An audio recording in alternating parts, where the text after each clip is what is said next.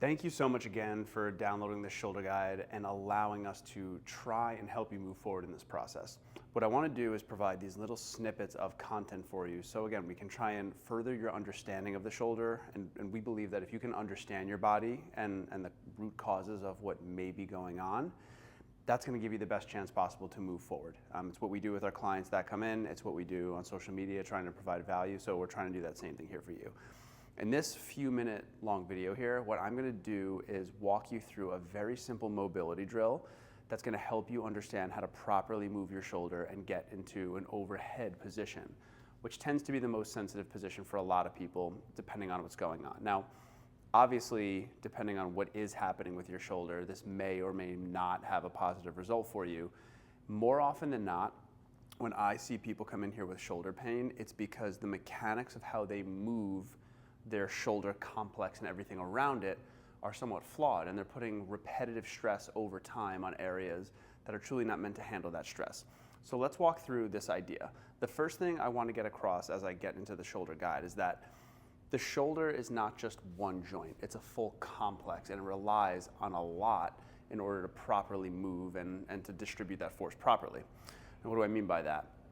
The rib cage, the mid-back, the neck, all those muscles that connect to the shoulder blade and around that joint are going to help dictate where force is distributed and the position of the shoulder.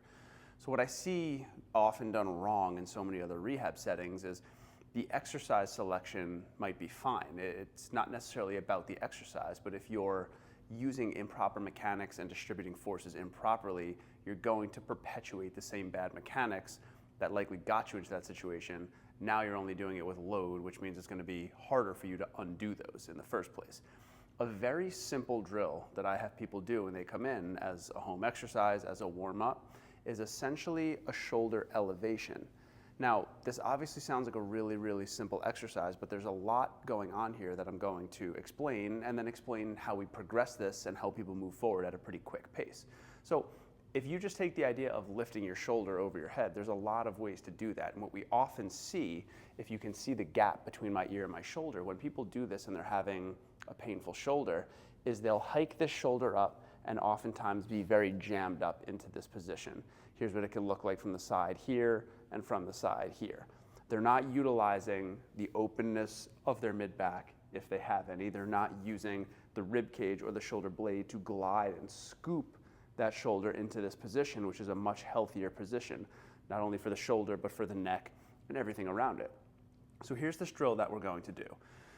I call it a jab and scoop. So what you're going to do is you're going to reach out in front of you. You're going to make sure the elbow gets locked. Now, when you think you have all the reach that you have to give, you're going to give a little extra reach here. Notice I'm kind of gliding the shoulder blade forward on the rib cage.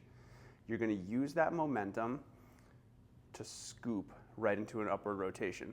Now, if you're having pain when you get to this point, I don't even want you to go that far. All you're gonna do is think about moving here. And if you notice, I'm getting a little fluid with this motion as well. It's not rigid. Allow the shoulder blade to glide on the rib cage. What you should feel is a little muscle activation almost under your armpit. That's the muscle pulling your shoulder blade forward and up into a proper position, as opposed to just elevating it and pinching it up into the neck.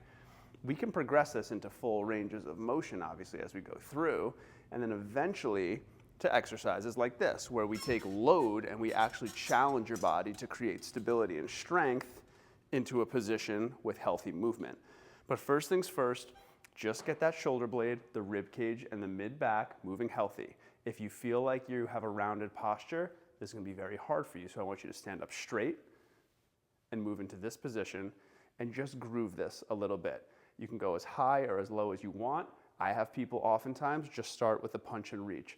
This is the foundational principle of having a healthy shoulder. The base of the pyramid has to be healthy movement under no load. And if we don't have that, we can't build anything on top of it. That's the step one that we take with our clients. It's the first step I want to take with you. Hopefully this video helps. Reach out if there's any confusion, and hopefully we can provide some clarity for you going forward.